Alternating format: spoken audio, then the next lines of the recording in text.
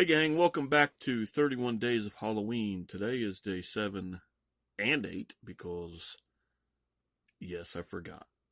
I even forgot to film it. So, it's Halloween, so off with my head. Anyway, let's get into this. Day 7, let's talk about Madman, 1981. This is a cookie cutter, feed off of Friday the 13th slasher film with a horrible premise and a horrible psychopath killer. It's just, I don't know. Basically, you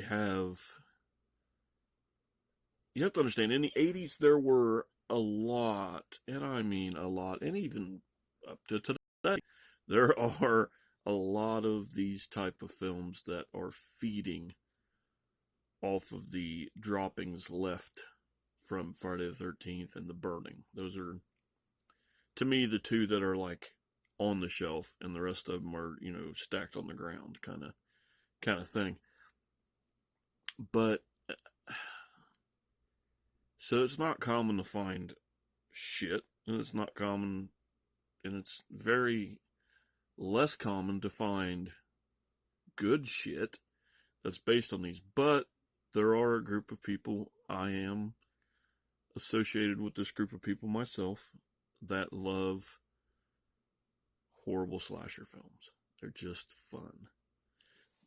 This one's not one of my favorite just because of the, I don't know, let's just talk about it. So there's this group of counselors at a camp telling stories by a campfire. Tell me the movie. No, just kidding. It's about 30 of them. And one story is about a guy that used to roam and, kill. And all you have to do is say his name, I think, kind of Candyman-ish thing. And one of the smartasses starts doing it. And next thing you know, old dude's back. Killing people. With a madman. I think his name's Mars is his last name. I don't know. It's something Mars. We'll call him Madman Mars. He is like a Wrong Turn-esque kind of monster psychopath. He lives in this shitty, dilapidated home, or at least that was his house. And he is just this giant, overall wearing, redneck hillbilly that doesn't wear shoes. And the reason the shoes are so important is because every time you see his feet, every time I saw his feet anyway, I would bust out laughing because they obviously went to great lengths to make this guy have deformed looking feet, or,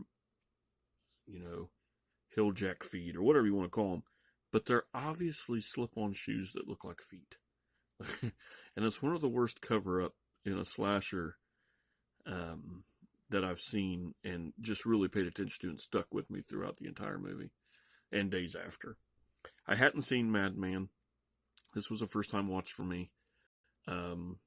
Sadly, being the slasher horror fan that I am, I do own Madman. I couldn't tell you for how long I've owned Madman and just hadn't watched it. It'd been sitting on my shelf. Some things you just forget you have until you're making a list for Halloween and decide, God damn, I have that. And then sometimes you got to open your phone to your trusty Blu-ray DVD collecting app and punch in a name to make sure you still own it so you don't buy it a second time. So these things happen. But anyway, the killing goes on and killing goes on and on and on. There are some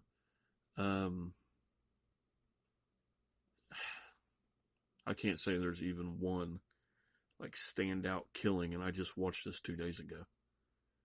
He hangs a guy in a tree because that's supposedly, stuff he does was hang people in trees and kill them. But yeah, that one's pretty cool. He hangs him in the tree, and the guy uses some strength, and he gets up on the log, and Madman grabs him by the legs, pulls him down, and snaps his neck instead of just getting hung by it. It was pretty cool. But other than that, there's really no, anything besides it's a basic slasher. It's a Friday the 13th without a Jason or a budget or an original thought. But if you're into slashers and you've not seen this, check it out. You'll be okay with it. So on to day number 8. Day number 8, Blood Rage, 1987. This is one that I actually enjoy a lot, and it's one that I can't think of too many movies to watch around Thanksgiving. This one centers around Thanksgiving. I know there's, planes, trains, and automobiles, but here we got a horror movie. We have a slasher that is about two twins, or a set of twins, however you would say that.